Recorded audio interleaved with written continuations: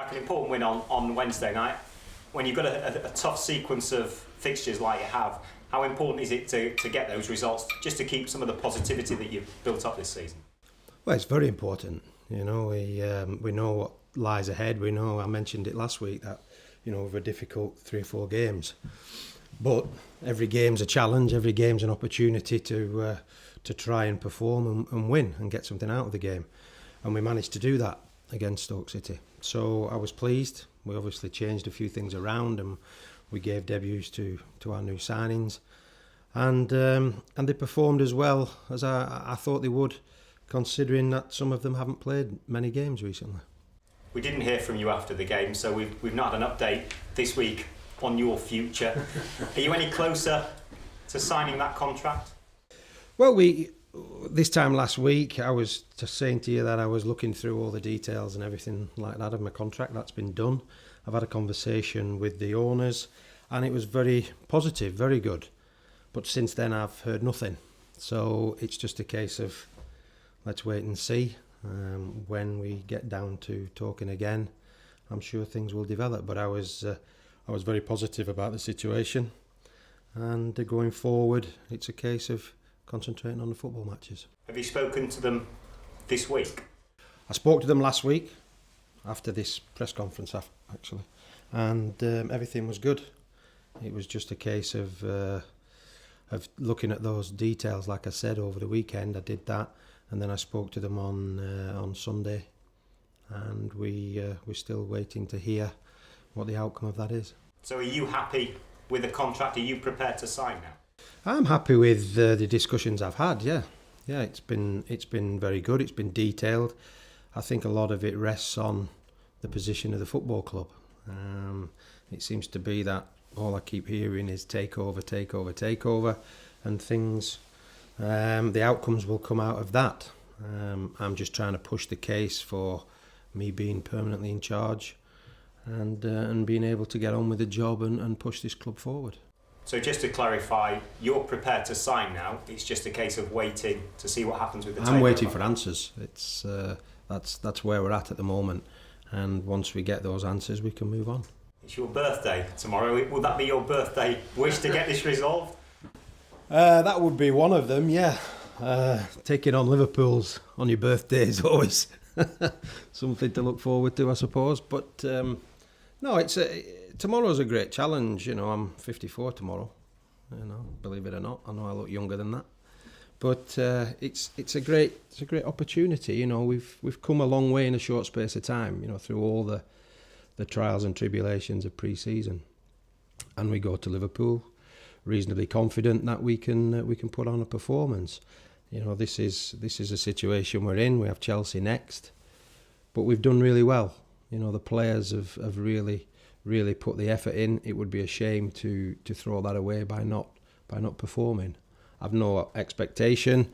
It's a case of the team going out there and enjoying the game, taking on Liverpool, who are a fantastic team at the moment, firing on all cylinders, new manager, terrific atmosphere, all the ingredients for a competitive football match. The players have talked in recent weeks about your meticulous planning, but how do you plan against a Liverpool attacking side with so much fluidity and so much flair? Well, you tend to. For me, it's a case of how we perform. I can't influence anything that Liverpool do on the training ground, how they approach the game. All I can do is prepare the mindset and the players to take on what is a very good Liverpool team. If we can do that and we can learn lessons, and I think we're in that process now of learning lessons against the big teams. Defeat is not the end of the world. It's just a case of how we learn from certain things, and there are a few things we could have learned from last Saturday against Arsenal. Hopefully we can take that into Liverpool and give them a game. Curtis, the way that Liverpool have been playing in recent weeks, is this about as tough a test as you could get at the moment? I'd believe so, defensively, particularly. Yeah, of course, they've scored 4 against Arsenal this season and 4 against the champions. Obviously beat Chelsea last time out, so they look a very potent threat in attack. Obviously, people have spoken about the defensive frailty, but you need to have the ball and you need to get in their final third to actually create any problems. So I think that's all been made a bit much of because they were good against Chelsea, and it's just down to us to basically stay in the game as long as we can, and hopefully we can take a chance when we get one like Burnley did. As a defender, when you're facing Liverpool, do you have a different mindset, knowing that they will press you high up the pitch and put you under pressure? I think when you play, any team, not just Liverpool, I think when you play against those teams, as a defender, as a team, as Hull City, we usually would defend a little bit more, let's say a little bit deeper than obviously most games, but it's just obviously, regardless of their pressing game, it's when they've got the ball, you need to make sure that you're on point, because that's when the likes of the Origis, the Lallanas, the Manes, the Sturridges, the Coutinhos, Firminos, they're all crossing over, going into different spaces, and that's when you need to be very alert, because that's when they're most dangerous.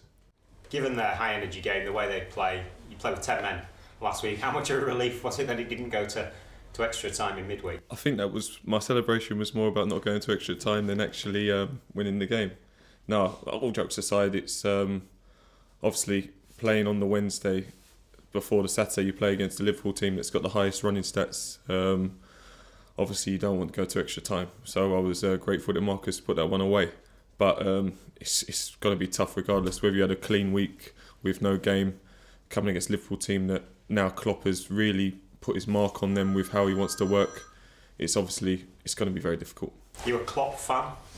I like him. I think I obviously don't know him personally, but just the way he comes across, he comes across as a man you'd like to play for. He comes across as a guy that is he looks quite firm but fair. You see him talking to people and he's quite expressive, and but then you see him like sort of hugging his players and arm around them. So I think he sort of toes the line well between getting on with the lads and being a friend, but when it comes to management, he's ready to do his job properly. You ever played for a manager that likes to hug you after every game? Martin O'Neill likes to hug you sometimes. I don't think I'll get any hugs anytime soon, but no, he used to. Martin O'Neill, to be honest, he was a manager that you win a game, you win a big game. I remember we beat Liverpool at Anfield when I was there. And I scored, and then after the game he hugged me and said, "Oh yeah, thanks for playing," because I had a dodgy shoulder. And so it does happen, and some managers like to do it. And final one from me, in terms of your own form at the moment, do you feel as though you're playing the best football of your career? I think you can determine that when it's gone over a long extended period. I think I've started well, yeah, that's fair enough, but I think unless you're doing it over a big period in terms of months rather than a few games, I think I'll address it come maybe the new year, maybe the end of the season. But I'm happy with how I'm doing. I'm feeling good. Obviously, playing again on Wednesday, getting another 90 minutes in was good. I enjoyed it, and I'm just looking forward to the challenge ahead. Physically, are you feeling good? Because you mentioned another 90 minutes on Wednesday, and you played it more than anyone in pre-season as well. It's about my 20th of the season so far. So it's like I say, it was a game where I think the midfielders maybe felt it more than us defenders against Stoke. So it's just for us to sort of stay in and be solid. So mentally it was a tough game, but physically I'm ready to go again.